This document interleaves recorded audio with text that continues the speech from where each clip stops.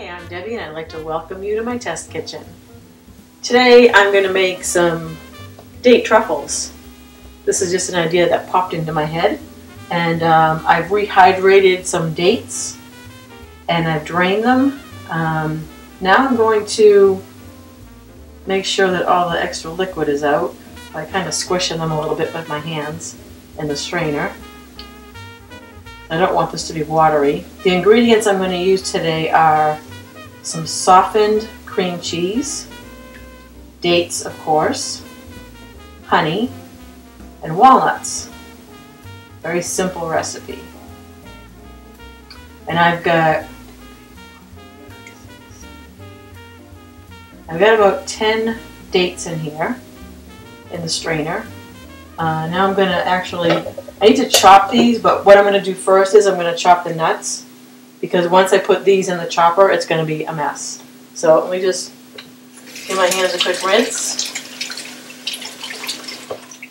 I'm going to chop up some walnuts because they're going to be rolled in the walnuts. And in a sense, these aren't really truffles at all because there's no chocolate on them. They're not going to have a candy coating. They're going to have a walnut coating. They're going to be similar to, hopefully they're going to taste similar to the stuffed dates that my Auntie Jan likes to make. She uses fresh dates, but I don't have access to fresh dates, so this is what I'm using today. And I'm just going to chop these up. I want them to be pretty fine because they're being used for a coating. And I want to make sure that they stick. That looks good. I'm going to just pop those into a bowl. I'm sure I chopped up way too many, but I bet I could use them for something else down the road. So I'll scrape this all out of here. Then I'm going to chop the dates up a little bit. And then I'm just going to combine those with some cream cheese. I've got a tub of cream cheese. It's not the whipped type. It's just soft cream cheese. It's actually light cream cheese, so a little bit better for the waistline. And honey, of course, the all-natural sweetener. Can't get any better than that. Alright, so we've got the nuts. The nuts are all pretty finely chopped. And I'm going to now put the dates into the chopper. They don't really need to be too fine, I would think. Just enough to mix them easily with the cream cheese. Hopefully there weren't any pits missed in that batch. Because if they were, we could have a problem. If you get like hard pieces of skin, or whatever these things are, you can just pull them out. But I think that's going to be okay as is. I'm just going to give it one more little chop. I can get this thing to work right. I'm having some issues with the chopper lately. I would say it's operator error more than anything else. Alright, that didn't do anything. Alright, so I'm just going to assume that these are good enough to go. And those are going to go into my bowl.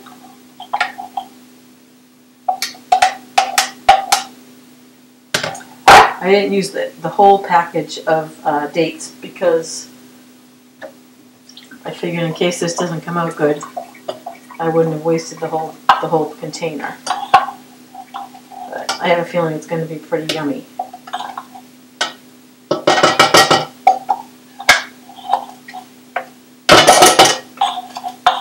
Alright, scooping out the dates.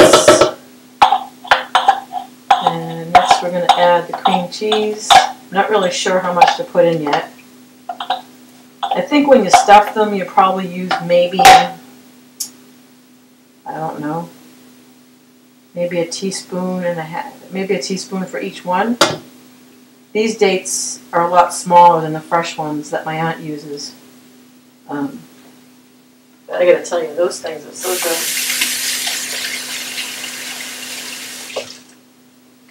Okay, I need something to scoop the cream cheese. And let's see, 10 of those, so I'm going to go with about, about this much cream cheese for now. And I'm going to mix it, and then if that doesn't look good, I can add more. That looks like probably about 2 or 3 tablespoons. I think I'm going to put a little bit more in. Let's just call it 3 tablespoons, just for the record.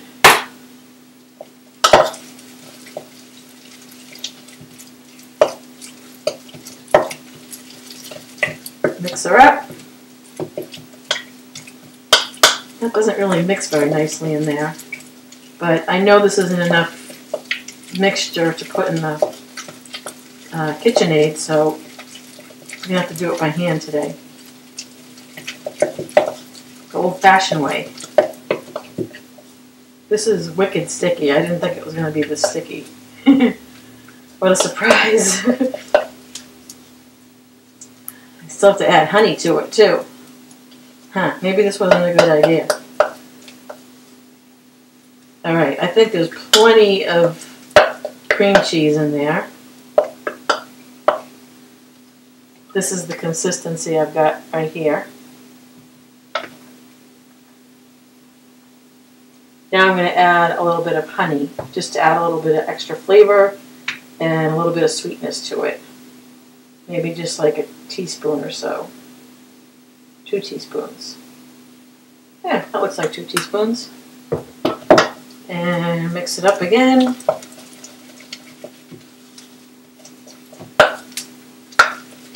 I would say that this is going to need to chill before I can actually put it into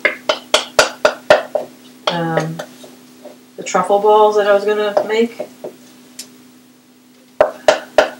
because this is way too sticky. I don't want to gum it all up and put sugar in it to thicken it up. So I'm going to just pop this into the fridge for a little bit, maybe a half hour or so, and we'll see what happens with that. Hopefully it will set up a little bit, and then we'll come back and try to roll these and dip them in the walnuts. So catch you in a few. Things have been chilling for quite a while. I'm going to give it a check and see how it looks.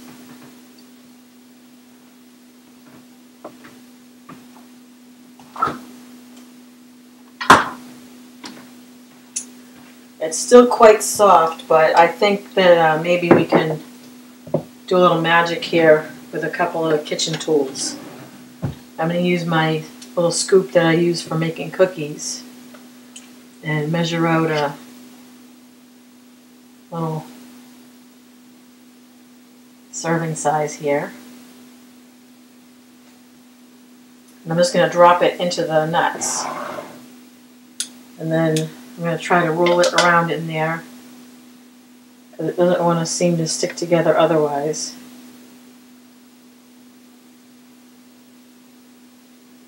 Now that I've got it coated with the nuts, I'm going to just form it a little more into a little ball.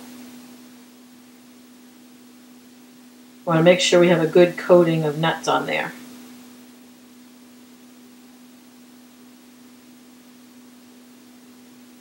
That looks pretty nice. A little dish. My hands are all sticky.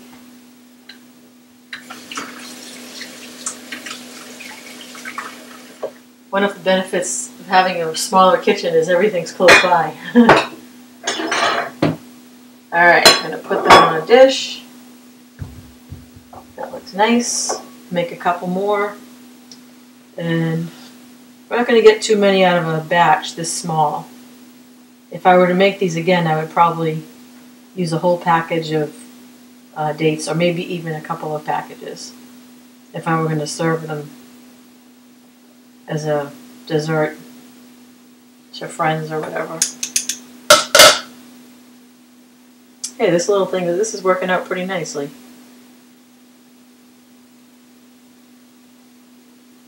Roll it in there.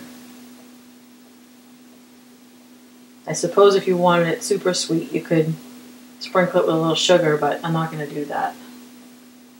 Keep it a little more on the healthy side.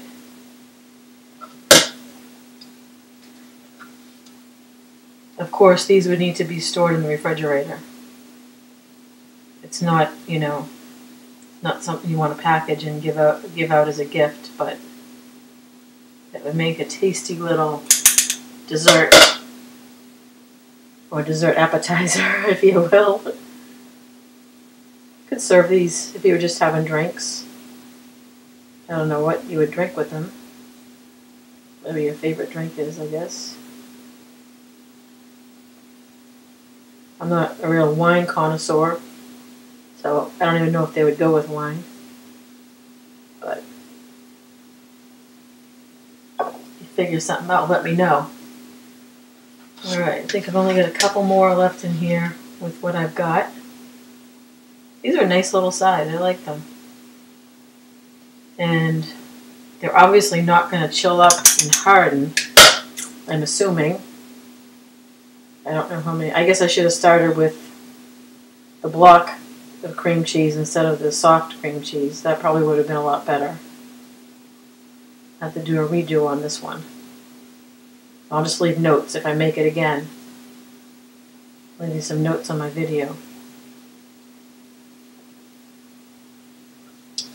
Okay, one more, I think we'll wrap it up. One and a half.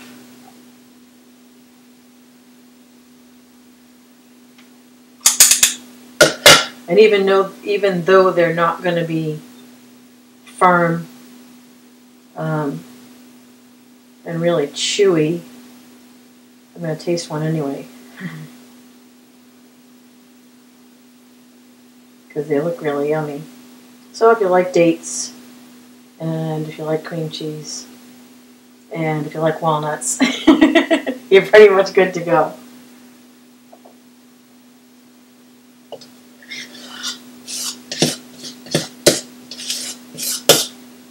Alright, I'm going to sample this little bit of leftover stuff that was in the dish.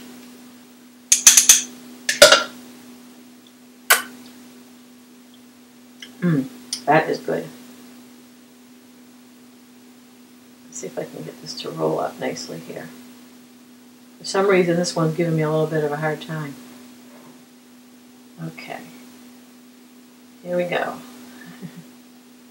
Here is my test sample date truffle.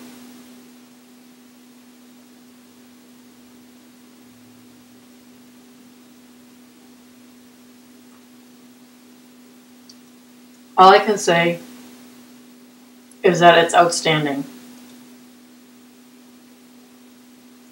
Wow, that's really good. I would guess that for using the smaller dates, you would use maybe a teaspoon of cream cheese per date. And of course you can always judge it a little bit better when you're mixing it up. And next time when you use the brick of cream cheese and not the soft cream cheese. And that's it. Thanks for watching and catch you next time.